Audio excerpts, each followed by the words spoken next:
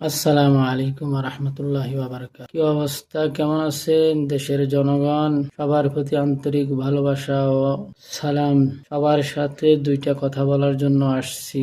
কথাটা হচ্ছে সামনে নির্বাচনকে কেন্দ্র করে বাংলাদেশে বড় বড় দুইটা দল, দুইটা জোট বাংলাদেশে লড়তেছে। বাংলাদেশ জামায়াতে ইসলামী কর্তৃক আয়োজিত 11 দলীয় জোট এবং বিএনপির একটা জোট। দুইটা জোট বর্তমানে মাঠে আছে, মাঠে তাদের নির্বাচনী জনসভা, নির্বাচনী প্রচারণা চালাচ্ছে। ঠিক আছে, অবশ্যই এটা আপনাদের ভোটের মাঠে লড়াইয়ের একটা অংশ। আপনারা লড়াই করবেন, প্রচারণা করবেন, জনসভা করবেন, মানুষের দুয়ারে যাবেন, সবাইরই অধিকার আছে। তো আমার কথা হচ্ছে ভাই, আপনারা সবাই নির্বাচনে অংশগ্রহণ করেছেন, সবাইরই অধিকার আছে প্রচারণা করার। কিন্তু কি দরকার একজন আর অন্যজনের উপর হামলা করার? কি দরকার একজন অন্যজনের সাথে বাগবিতণ্ডা জড়ানোর? নির্বাচন আসলে নির্বাচনের মাঠে অনেকেই অনেক কথা বলে, নিজেদের ইশতেহারগুলা মানুষের সামনে তুলে ধরে, নিজেকে জয়ী করার জন্য হয়তো এদিক ওদিক করে দুই একটা কথা বলে। এটা নিয়ে তো মারামারির কোনো প্রশ্ন আসে না।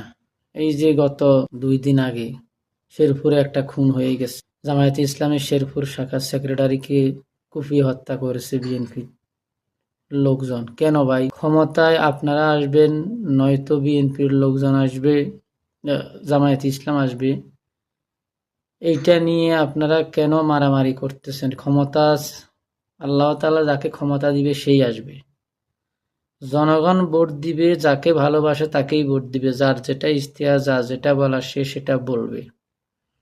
আপনি জনগণের জন্য কি করবেন সেটা আপনি বলতেছেন, উনি জনগণের জন্য কি করবে সেটা উনি বলতেছে। কিন্তু এটা নিয়ে তো মারামারির কোনো প্রশ্ন আসে না রে ভাই।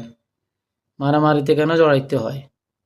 একটু ধৈর্য ধরেন, একটু সহ্য করেন না।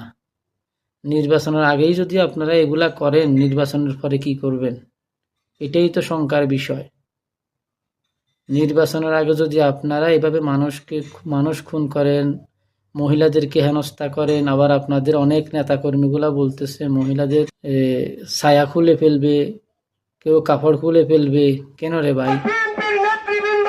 প্রচারণার মাঠে সবাই প্রচার করবে, কেউ প্রচার করতে গেলে, কেউ বসাইতে গেলে এজন্য কি তার কাপড় খুলে ফেলতে হবে, তাকে হেনস্থা করতে হবে? এটা কোন ধরনের রাজনীতি? এটা কোন ধরনের লড়াই আপনাদের ভোটের? আমি তো এই লড়াইয়ের কোনো মানে বুঝি না। আমরা সাধারণ মানুষ, আমরা চাই শান্তি।